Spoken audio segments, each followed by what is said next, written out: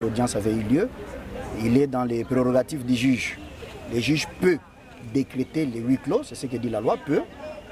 Alors vu aussi les circonstances qui entourent la sensibilité du dossier, le tribunal pour enfants de Kinshasa Matete a jugé bon de pouvoir décréter les huis clos. C'est-à-dire que seuls les avocats ainsi que quelques membres de parties victimes ainsi que de la partie enfant en conflit avec la loi qui pourraient accéder à l'audience.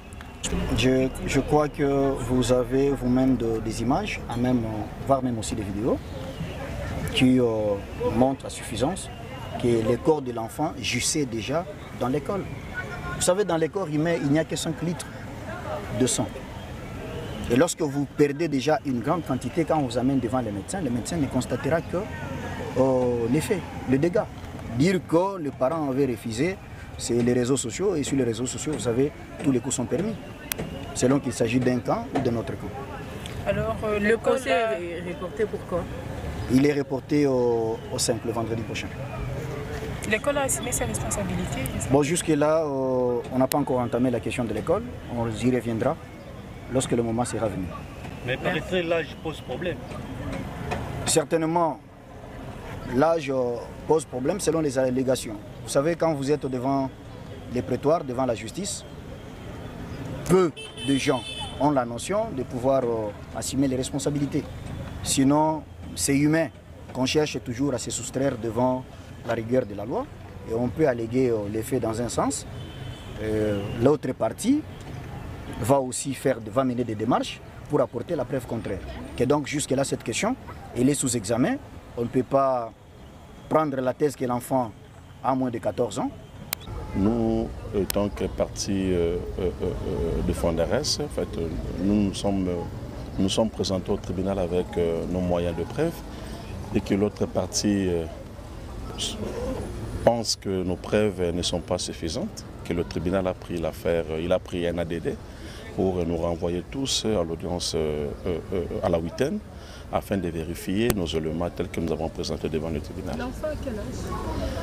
Bon, en fait, l'âge de l'enfant, je ne saurais vous dire, mais le tribunal il a reçu notre documentation, donc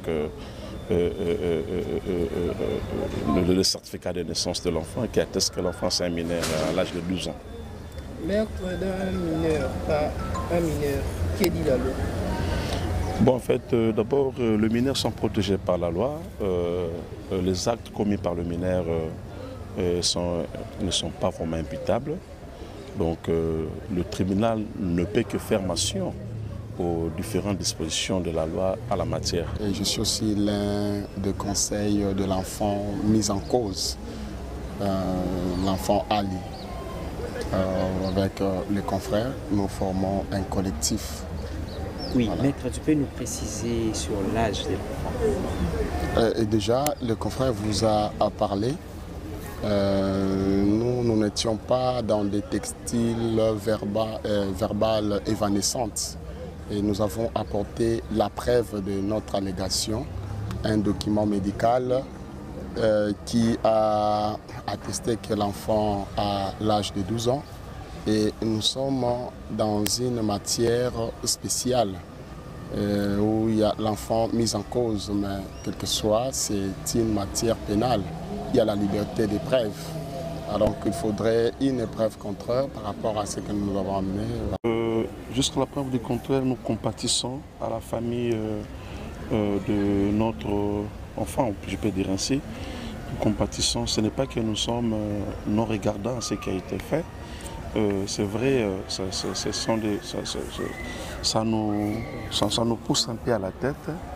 Hein, quoi de plus normal pour nous, en tant que conseil de la famille, de présenter vraiment nos condoléances à la famille qui a perdu un de leurs.